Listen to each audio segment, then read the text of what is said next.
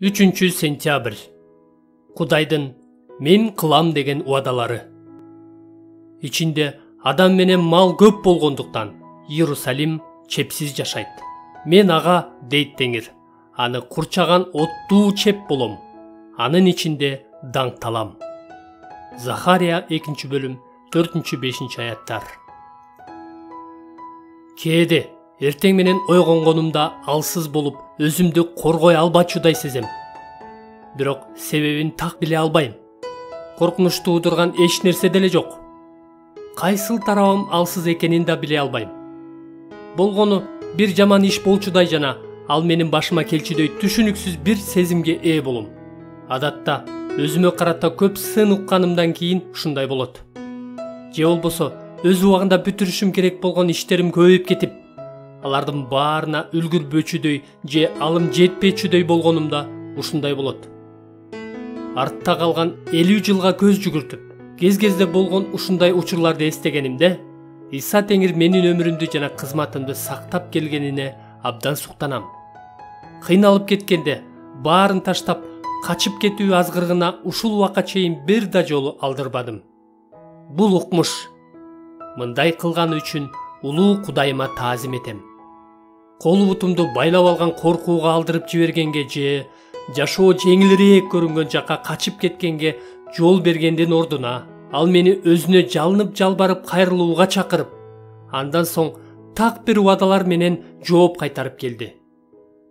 Жакында эле болгон бир учурду мисал катары келтирейин. Бир күнү эртең менен ойгонгонумда өзүмдү алсыз жана аярлуу сездим.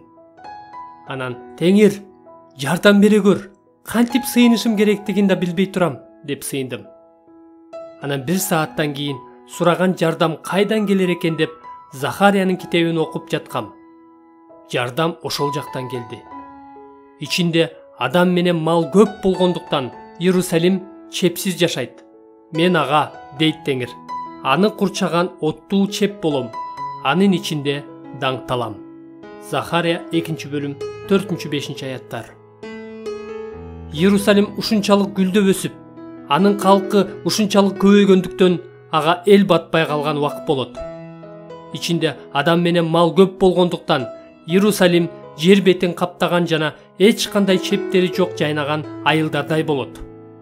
Гүлдөп өскөн жакшы, бирок аны ким коргойт?